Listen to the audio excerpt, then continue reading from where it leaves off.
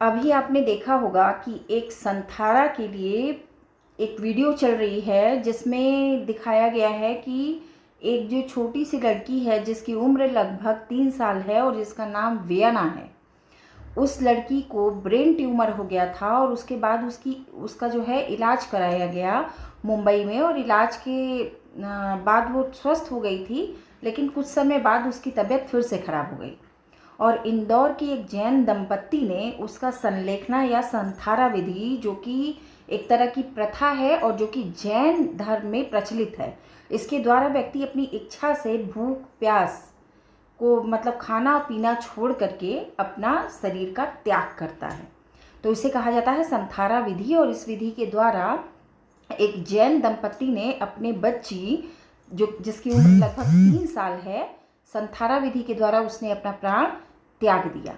सोचिए कि कितनी बड़ी ये घटना है जिस पर लोग आवाज़ नहीं उठा रहे हैं, और इस पर आवाज़ उठनी चाहिए।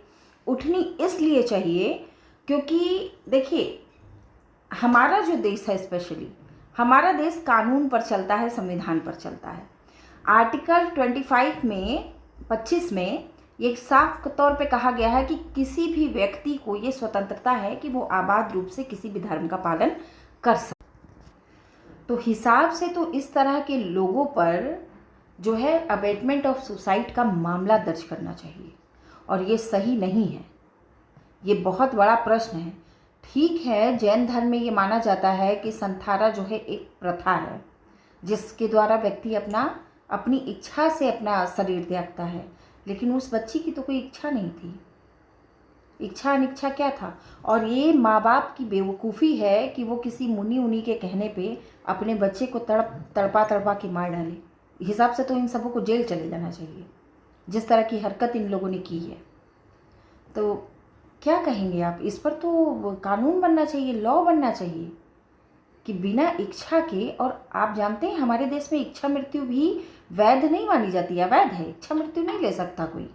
कुछ देश है वर्ल्ड में जो मतलब इच्छा मृत्यु को ये मानता है। शायद स्वीडन है और कोई देश है, और नाम याद नहीं आ रहा मुझे, लेकिन हमारे यहाँ तो अवैध है ये तो अवैध काम हो गया।